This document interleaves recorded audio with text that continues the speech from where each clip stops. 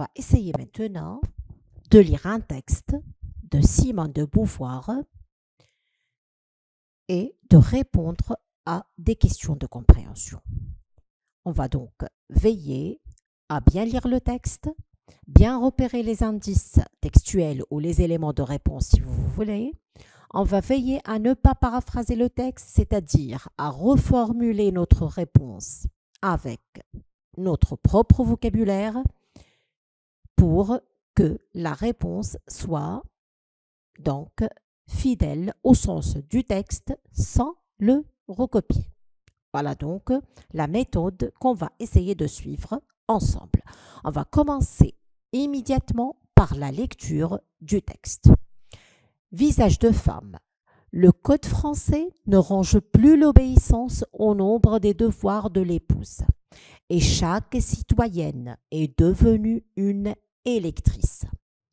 Ces libertés civiques demeurent abstraites quand elles ne s'accompagnent pas d'une autonomie économique. La femme entretenue, épouse ou courtisane n'est pas affranchie du mal parce qu'elle a dans les mains un bulletin de vote. Si les mœurs lui imposent moins de contraintes qu'autrefois, ses licences négatives n'ont pas modifié profondément sa situation. Elle reste enfermée dans sa condition de vassale. C'est par le travail que la femme a en grande partie franchi la distance qui l'a séparée du mal. C'est le travail qui peut être ou qui peut seul lui garantir une liberté concrète.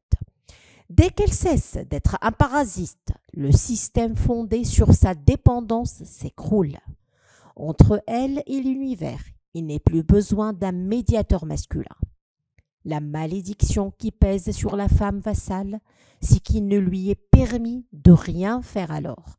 Elle s'entête dans l'impossible poursuite de l'être, à travers le narcissisme, l'amour, la religion. Productive, active, elle reconquiert sa transcendance dans ses projets. Elle s'affirme concrètement comme sujet, par son rapport avec le but qu'elle poursuit, avec l'argent et les droits qu'elle s'approprie. Elle éprouve sa responsabilité. Beaucoup de femmes ont conscience de ces avantages, même parmi celles qui exercent les métiers les plus modestes. J'ai entendu une femme de journée en train de laver le carreau d'un hall d'hôtel qui déclarait « Je n'ai jamais rien demandé à personne, je suis arrivée toute seule ». Elle était aussi fière de se suffire qu'un Rockefeller. Cependant, il ne faudrait pas croire que la simple juxtaposition du droit de vote et d'un métier soit une parfaite libération. La structure sociale n'a pas été profondément modifiée par l'évolution de la condition féminine.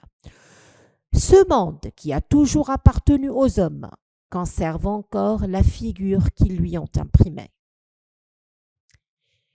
Il ne faut pas perdre de vue ces faits d'où la question du travail féminin tire sa complexité.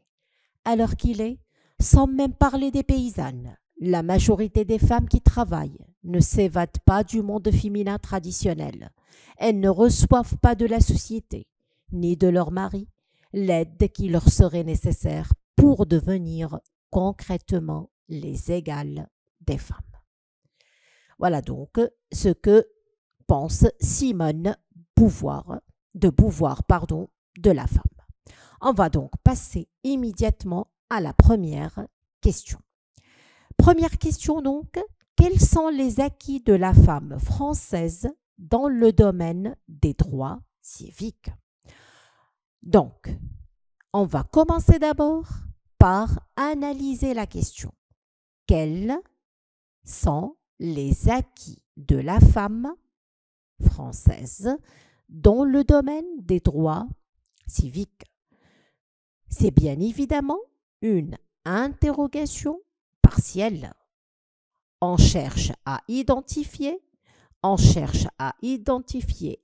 déterminer les acquis de la femme dans le domaine civique.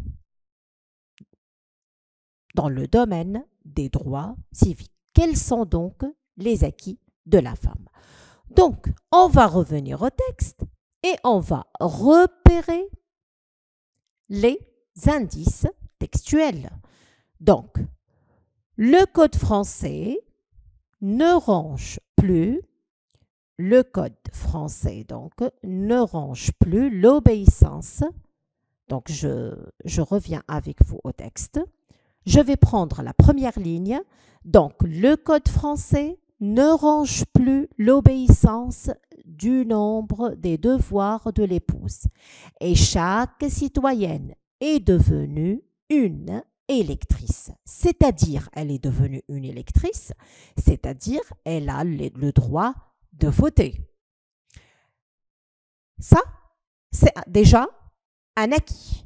Le Code français ne range plus l'obéissance au nombre des devoirs de l'épouse, c'est-à-dire l'épouse, elle, n'est pas censée obéir à son mari. Elle est donc indépendante. Elle ne doit pas obéir aveuglément à son mari. Voilà donc, on va revenir à notre tableau et on va noter les indices textuels. Donc, le premier indice, c'est à partir de le Code français jusqu'à de l'épouse. Ça, c'est le premier acquis. Deuxième acquis, chaque citoyenne est devenue une électrice. Chaque citoyenne est devenue une électrice. Voilà donc, je vais essayer de reformuler la réponse, justement. Donc, elle a acquis de nouveau 3. Le Code français ne range plus l'obéissance au nombre des devoirs de l'épouse. Donc, la femme, elle, n'est pas censée obéir à son mari. À son mari. Ça, c'est le premier donc acquis. En plus, la femme, elle a obtenu le droit de voter. Dans les élections donc présidentielles, ministérielles, la femme a le droit de voter. Sa voix donc, elle est écoutée, elle est prise en considération. Donc, on va revenir donc maintenant et on va rédiger la réponse. Donc, la femme française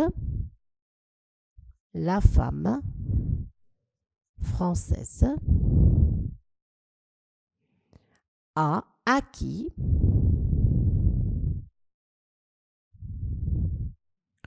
de nouveaux droits.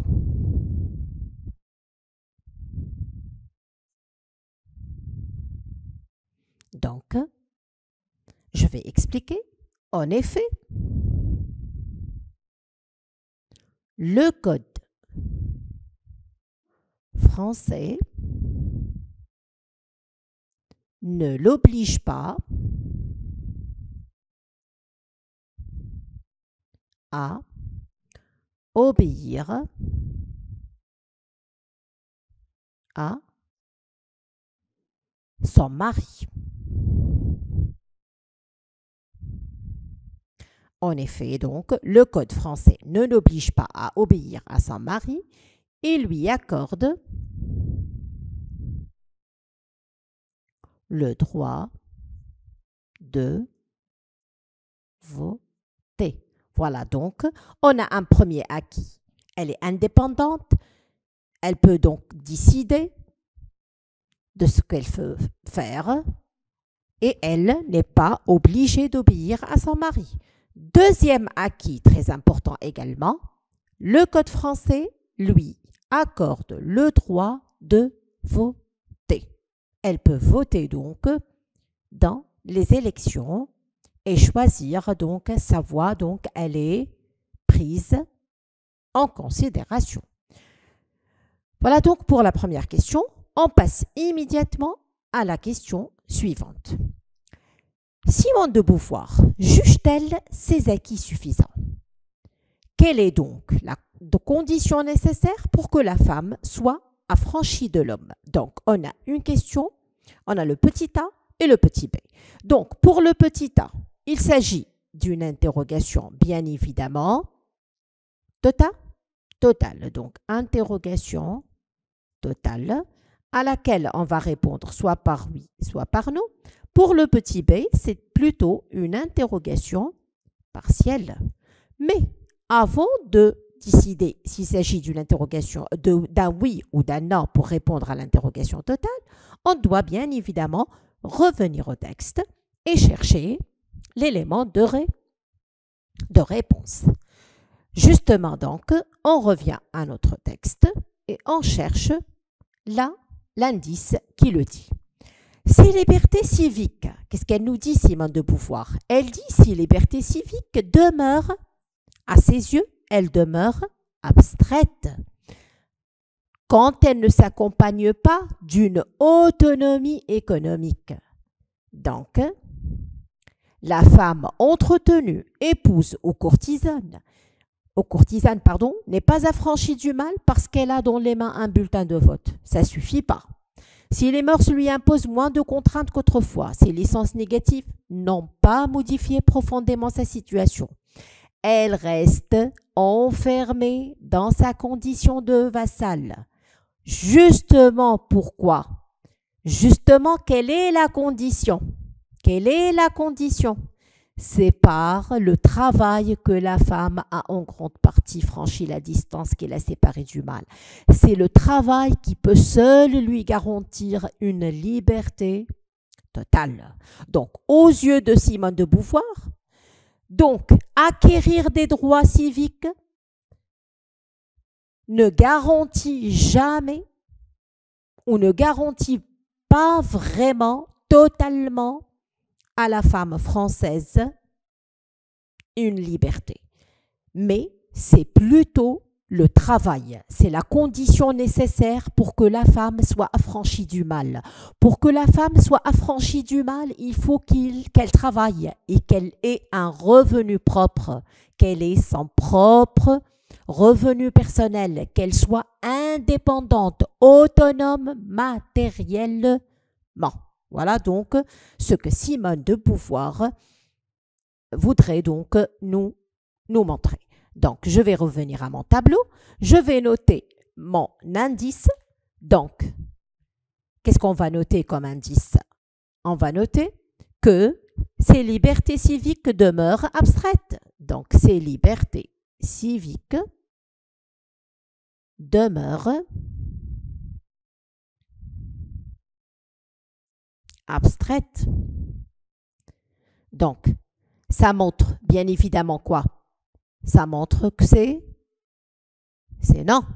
Voilà. Quelle est donc la condition nécessaire pour que la femme soit affranchie de elle dit, donc, c'est par le travail. C'est par le travail, etc. Donc, c'est par le travail que la femme a en grand. C'est le travail qui pourrait seul lui garantir une liberté concrète dès qu'elle cesse d'être un parasite. Voilà donc autonomie comment? Autonomie matérielle.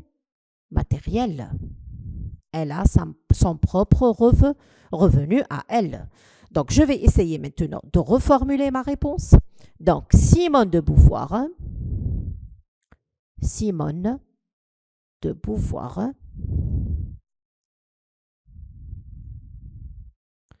donc ne juge pas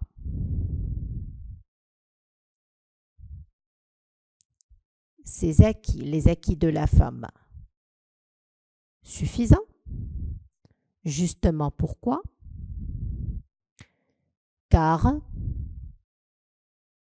seul, je vais mettre le mot travail entre guillemets, car seul le travail permet à la femme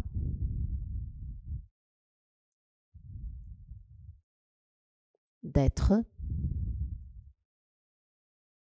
autonome matériellement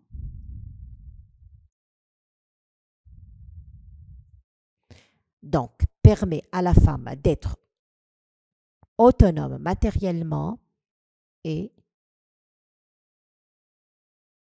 donc car seul le travail permet à la femme d'être autonome matériellement et l'aide à s'affirmer et à prouver son existence.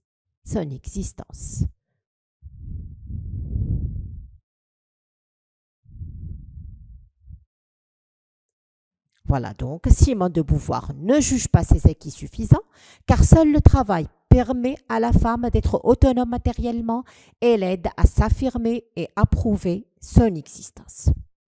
Voilà donc pour la deuxième question. Je passe immédiatement à la dernière. Simone de Beauvoir oppose deux types de femmes. Lesquelles? On va revenir au texte. On va repérer les deux mots.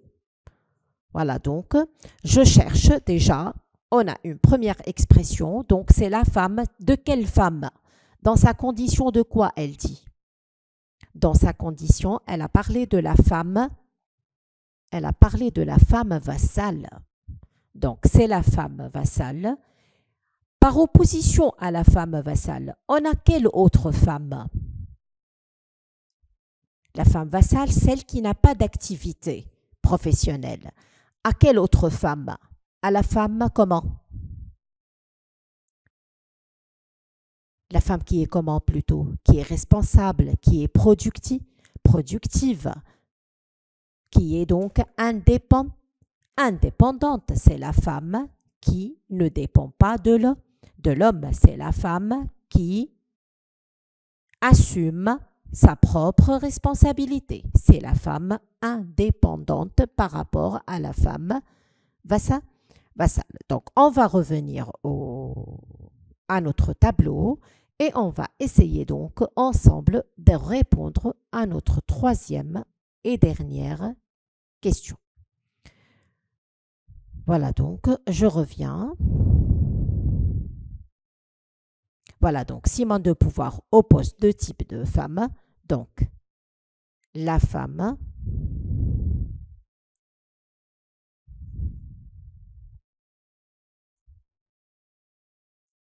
vassale et la femme indépendante.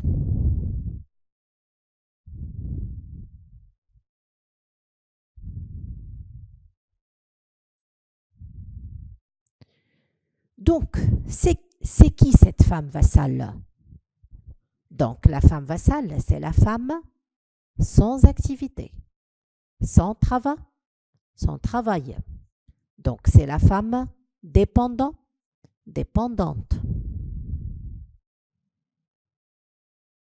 C'est la femme oisive. Par opposition à la femme indépendante. Donc, on va rectifier ici, c'est la femme indépendante. Par opposition à la femme indépendante. La femme indépendante, donc, qui a un travail, qui a un revenu, qui a un travail, qui a un revenu propre à elle.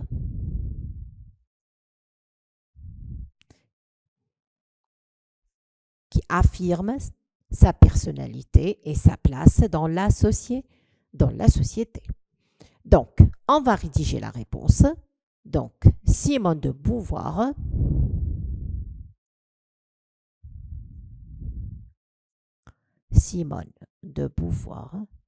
oppose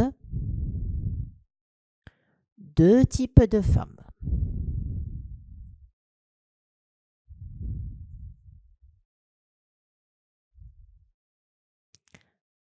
Donc, la vassale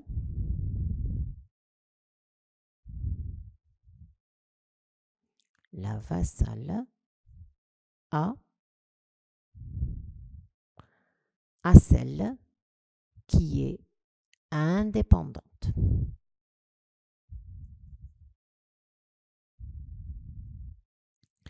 Si la première est comment? Si la première est comment? Si la première n'a pas d'activité.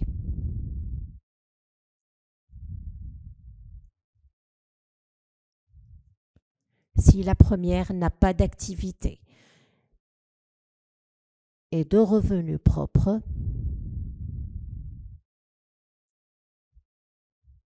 n'a pas d'activité de revenus propres et dépend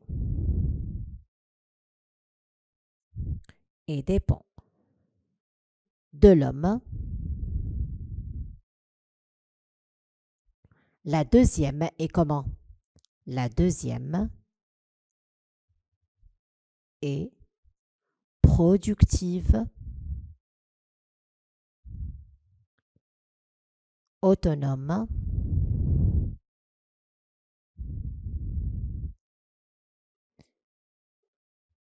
et comment? Donc la deuxième est productive, autonome et capable de s'affirmer,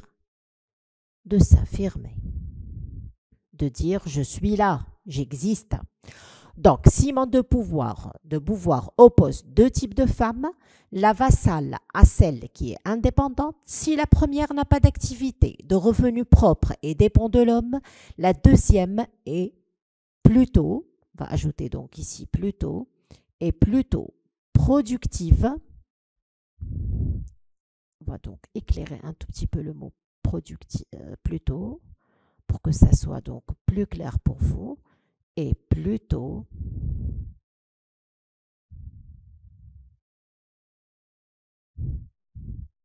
c'est pas toujours clair, donc je vais essayer. Excusez-moi, je réécris encore une fois. Donc la deuxième est plus, voilà, est plutôt donc productive, autonome et capable de s'affirmer. Je relis quand même une dernière fois. Simone de Beauvoir oppose deux types de femmes, la vassale à celle qui est indépendante. Si la première n'a pas d'activité, de revenus propres et dépend de l'homme, la deuxième est plutôt productive, autonome et capable